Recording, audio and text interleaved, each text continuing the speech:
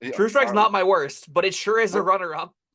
True Strike was my worst, and then I said, all right, no, that's too obvious. I'm going to take a look and see if there's anything that deserves to be in there below True Strike. And I came up with two answers, and I chose one of those.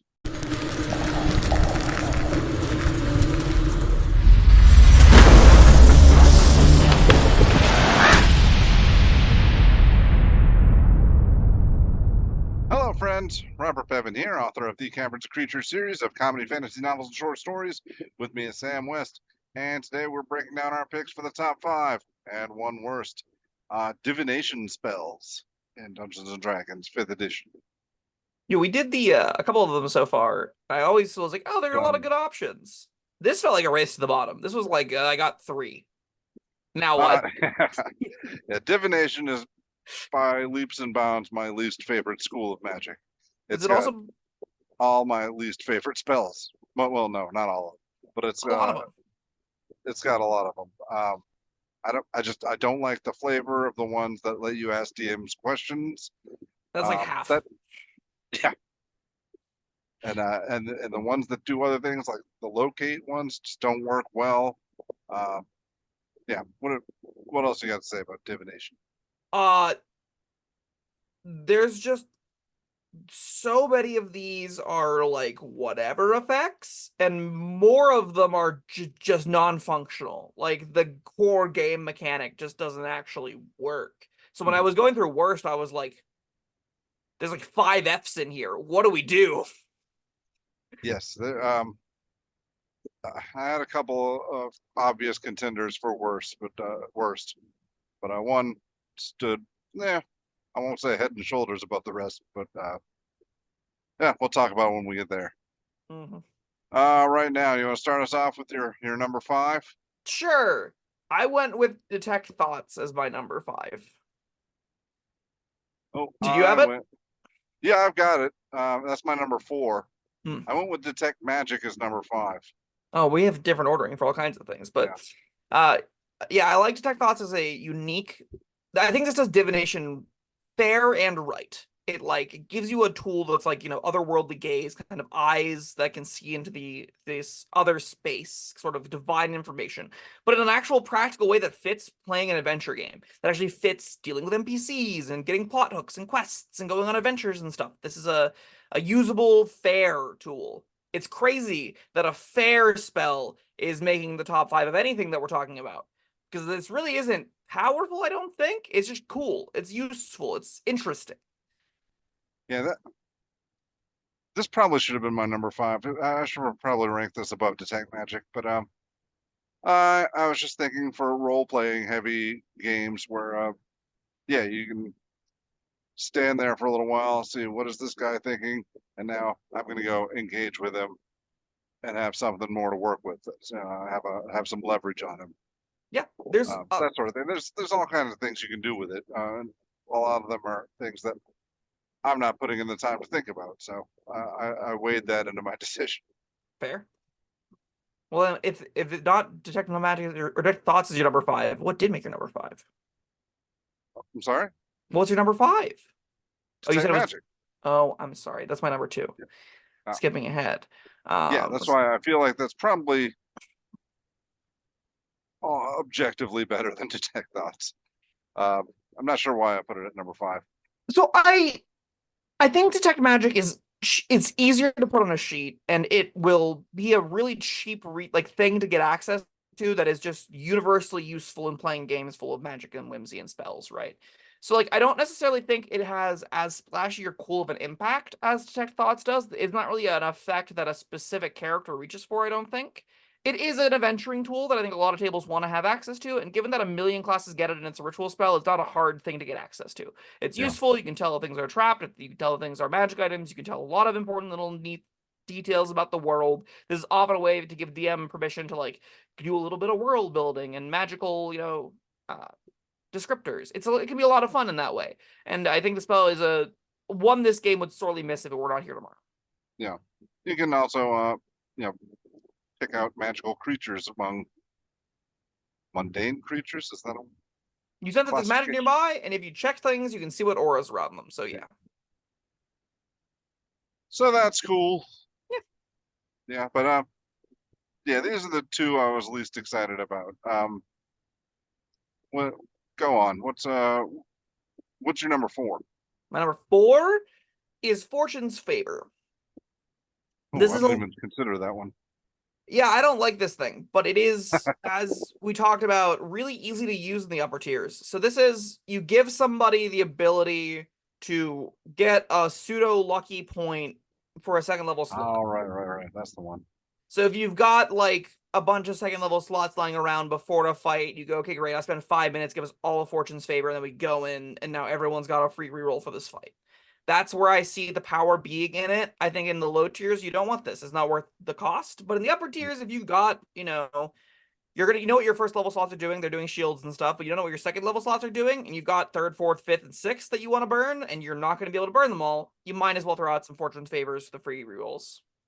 Sure. I hate that it serves that purpose, but it's a purpose that it does serve. Fair enough. My number 3 was Telepathic Bond. I was very close to Telepathic Bond making my number 5 slot. Detec Thoughts eked it out, but Yeah. why did it get here for you? Well, first and foremost, because it legitimizes what you're already doing at the table. Yes. It makes metagaming feel a lot more organic. Right. But also, I mean, if you are doing some kind of heist or organized, raid or something, then yeah, it's cool to be able to say, all right, the guard has moved past the doorway, go now, that sort of thing. Yeah, lots of fun to be had there. That's all I got. Ritual Tag, once again, helps this thing out a lot. If you are a ritual caster, this is one of the things you want to seek out because it's a high level, powerful, impactful ritual spell that's going to be a giant party boon. And again, it doesn't cost you a lot. Like as a wizard, you just slam this in your book, cast it before the adventure, and it's kind of a free feature. And like for a free feature that doesn't cost you spell slots, that is genuinely pretty powerful. Yep. I'll tell you what else. You say you never split the party. This is a time when you can and not feel terrible about it. It's kind of like you're not even splitting the party, right? Because you all are in each other's heads. I would hate that. Yeah. There's a lot of words that go on in this head. More words don't belong in here. Once the mission's done, all right, shut down that spell. Yeah. Yeah, absolutely.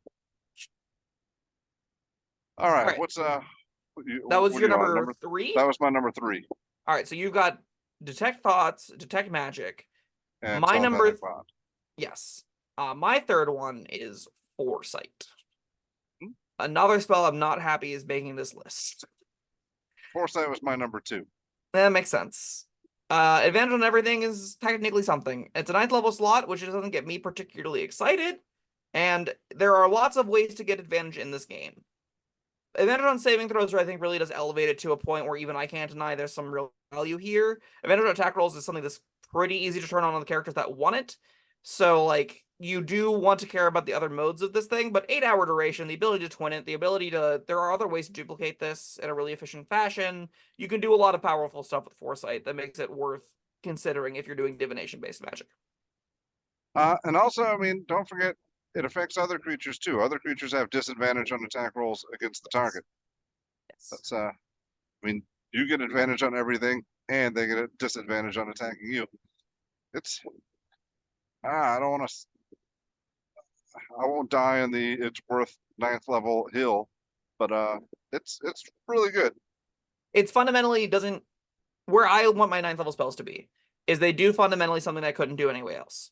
Meteor Swarm spawns 3 meteors from the sky that hit an area that nothing comes close to, for damage that nothing comes close to.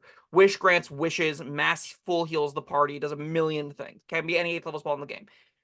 Even spells like Storm of Vengeance, while utterly terrible, do create a minute-long hurricane. Now, it's an embarrassing hurricane, but it's a hurricane nonetheless. This is just your superhuman quickly. Like, I don't see the foresight in this, really. I don't see the flavor in it. It's just... Mechanically, you're a little bit better at everything, and everything's a little bit worse against you, and that doesn't fit the magic of a 9th level slot to me. The flavor in it is what was it, the Sherlock Holmes show where he's like predicting everybody's moves and during the fight, you know? That is a really good sequence, even if it's kind of nonsensical in the Sherlock Holmes that's movies. what the spell description describes it as. Yeah, I don't know. I want And a more magical effect for my slots is yeah, where I'm at. but That's I personal like that preference it's though. also castable on other people, not just yourself, and Yeah, it and doesn't you have usually want to do concentration. that. Yeah, yeah, Yes. absolutely. Doesn't have concentration. Lasts 8 hours. Yeah. It makes the barbarian feel like, oh hey, wait guys, they still matter. Do they? No. Like, should you put this on the barbarian? Whatever, you could have just like cast a better ninth level spell. But and you know. All right. That was your number 3, my number 2. So I guess you're up again. Well then we're on my number 1 because my number 2 was Detect Magic. Oh, My well number then, 1, all right, go for it. you want to just do it? It's guidance, Guidance, right? yeah. All right, mine It too. just is. Yeah. It's the cantrip, and it's a D4 on all ability checks basically when you're out of combat, and that's powerful, really useful. I think our guidance video is actually pretty interesting to a good discussion on it. I would recommend going and watch that video again to like the different ways that there's some nuance to this effect. It's not just a blanket, everyone gets a D4 to this, and the table does matter, but even at tables where you aren't getting it on everything, it's still going to be ones you care about, you have the D4, and that's a powerful boon in any sheet. Yeah, and what? All right, what classes get this? Artificer, Cleric, Druid, and there are a lot of other ways in this game to get it, so. All right, but my point was, Artificer. Maybe they got some other cantrips competing. I forget what their list looks like. It's the wizard list, right? So they got some good stuff.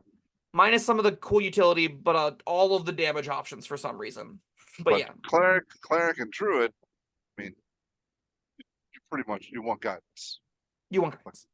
because the rest of their lists are less than guidance. Listen, I'm sorry that you really hate Thaumaturgy and Druidcraft. I love both those spells. I agree that I take guidance over them most of the time, though.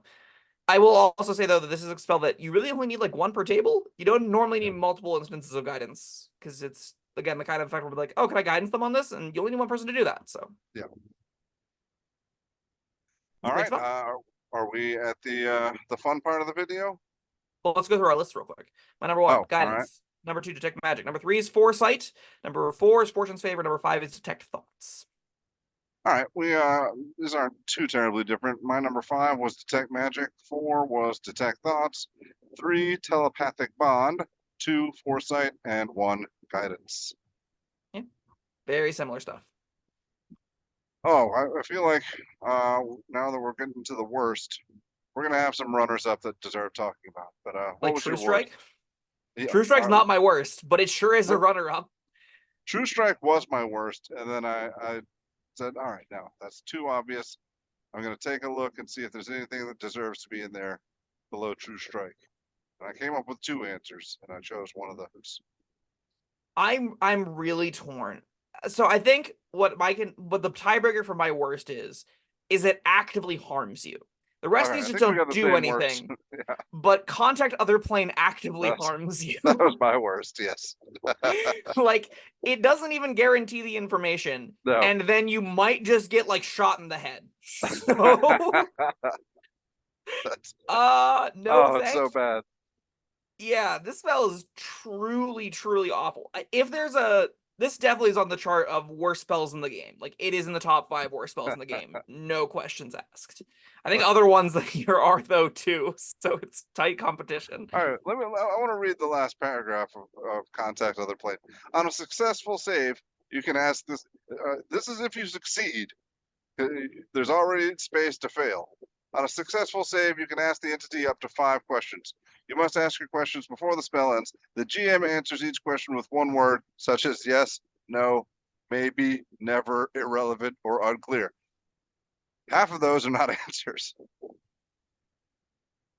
Like, and then, so you're not like you said, you're not guaranteed an answer. And then the last said, no, wait, no.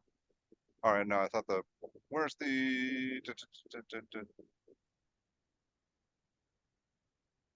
For what it's worth, the god is all right. On a failure, you take 66 psychic damage and are insane until you finish a long rest.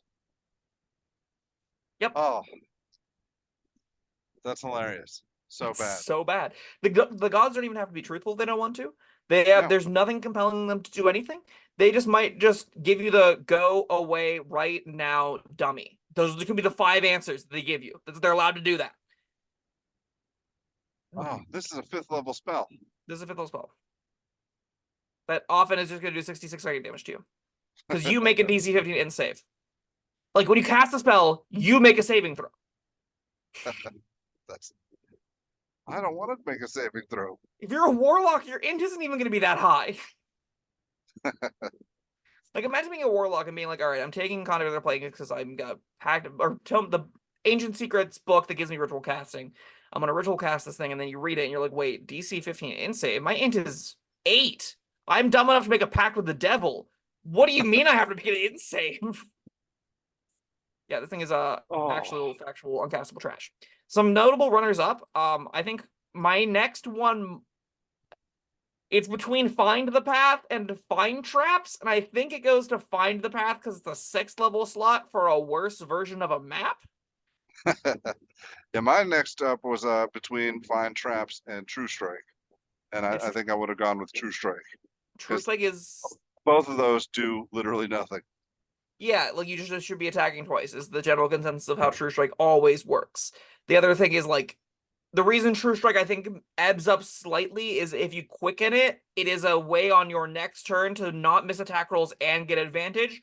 That's a single archetype that makes the spell bad, but D. So like it's F on 99% of characters, but on the one sorcerer that's trying something funky, it's just bad, not unusable. And hence why I don't think it's quite as low as the rest of these.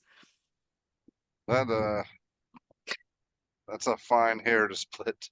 When we're working with this kind of garbage, Bob, you got to get granular with it. You got to get really into the details of how bad is this. I tried. I tried. I was never a fan of True Strike, but when we did the True Strike video, I did some research and I tried to like squeeze some kind of juice out of that, and you shot everything down. We also haven't talked about why Find Traps is bad. It detects, are there traps near me? It doesn't highlight them. It doesn't help you disarm them. It doesn't alert you to where they are. It doesn't find traps. It's just, are there traps within 120 feet of me? Maybe they're 4 rooms over. Who knows? You don't because you cast Find Traps. There's not a realistic time when you cast this. If you're at a door and you're like, is this door trapped? You're not going to cast Find Traps. Because if you do, and the door is trapped, you go, I guess we look for traps. But if you don't, you weren't going to cast this, like, you're not going to go to the door anyways. You would check for traps. If you're going to check for traps, you might as well just check for traps, not cast this, because this doesn't find the traps. It's awful. Yeah. It's so bad. It's truly, truly atrocious. We haven't even got to scratch the surface of F tiers, though. There's still like 4 more spells we could talk about. We haven't talked about Commune. We haven't talked about Legend Lore. We haven't talked about Tongues. Tongues is pretty awful. We haven't talked about Augury at all, although I like Augury more than you do. We haven't talked about Locate Object or Locate Creature, both of which I wrote Locate. I think Locate Creature is literally uncastable. We haven't talked about See Invisibility. I also think See Invisibility is stone uncastable. We haven't talked about Warp Sense. Bob, what does Warp Sense do? I only know this because I looked it up when I was doing research for this video. That's the one that lets you find portals. Is that right? Yeah. Easy F, right? Easy garbage. Yeah, this is without a doubt the worst school of magic, and it's not particularly close. No. And yet, at the bottom of the barrel is Contact Other Plane. Contact Other Plane.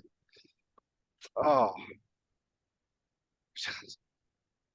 66 psychic damage, and you go insane. Maybe we should have done our 5 worst and 1 best divination school spells. That's at least stiffer competition, right? Yeah. All right, well, those are our picks. We'd love to hear yours, so let us know what you think of our list in the comments, and let us know what your lists are down in the comments. Thank you for watching. Thank you, Sam, for being here. Like and subscribe, and we'll see you next time. Goodbye.